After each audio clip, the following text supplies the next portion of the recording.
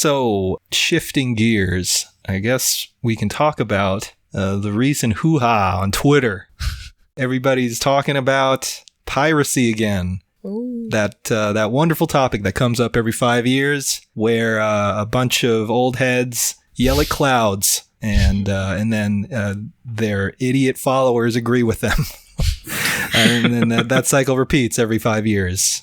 Yeah, I don't really know what brought up the topic again this time. Do you remember, Cam? No, I just started seeing a lot of comics people, writers posting about it. Yeah, right. Yeah. Actually, no, I think who started it up, if I'm not mistaken, was Larson. I think Eric Larson had he was the one who I kept seeing people quote tweet. He might not have started it, but I think him weighing in on it is gotcha. What ended up jump started it. I've got a Bleeding Cool article about it pulled up right now, because there was one from a couple years ago that came up that I was trying to find, but they just posted one on June 17th. Comic folks on comic book piracy ... again. So yeah. And it just has all these quotes from all these creators on here, and it's a bunch of big two people. I see Michael DeForge is mentioned in here. Fascinating. But the absolute last quote comes from Ramon. And it just says, "Not sure if you were really about that comic life if you didn't have a .cbr reader at some point." Yeah, it's true. But yeah, I mean, for real. Yeah, God knows I had a good number of them. Yeah, but the big debate is, of course, always that it's usually not people in our world of comics, to be honest, that complain about this shit.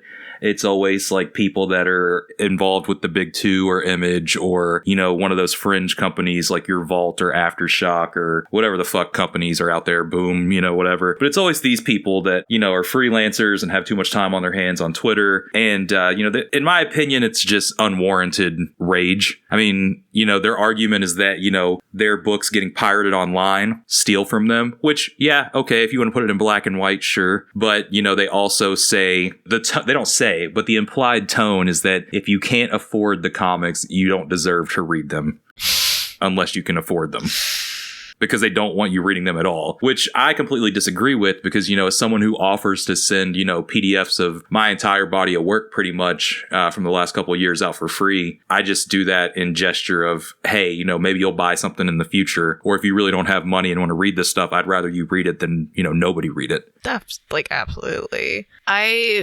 This kind of stuff is so bizarre to me, because I'm not as much into this kind of comics world as you guys are. Like, when you said Larson at first, I was like, Gary Larson? Why would he do that?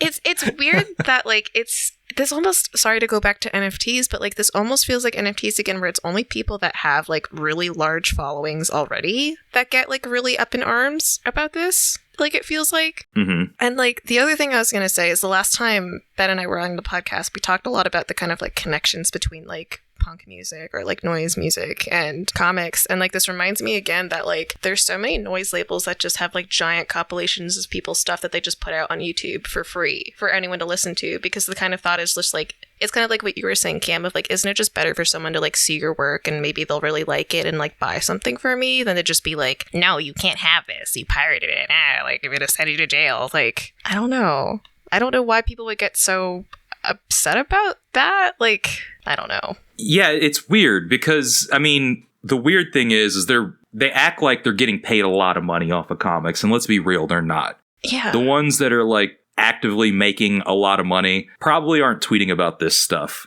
Just probably because they're busy working or something, but I just feel you start off giving out your work for free in comics. As someone who works in them, you work for free, on certain projects. There's already hardly any money in it anyways. But the weird thing to me is when you see somebody, there was this creator, and I forgot their name, but I got into it with them on Twitter and they blocked me, and they did this book that was called Spencer and Locke. And it was pretty much just like, what if Calvin and Hobbes were adults? And like it was a bad comic, but he was posting screenshots and it was just like 54,000 downloads. That times $4 is $200,000 that I could have had. And it's like, no, first off, not at all, because yes, that's how much, in theory, 50,000 copies of a comic at $4 sold would be. But there's so much overhead, and the creators are not making, more times than not, they're not coming out on top of these deals. So it's just like, what the fuck are you even fighting about? I just truly don't understand. Yeah, it's weird, like, getting upset about money that, like, you were not making. Like, it's a lot, like, there's been this other new weird trend on Twitter where, like, did you guys see that guy that was like, you fucking idiots, if you buy 4 tomato plants and you raise them well, they'll make 200,000 tomatoes. Yeah. Like, I don't know. True, beautiful brain rot. Yeah, I've seen that.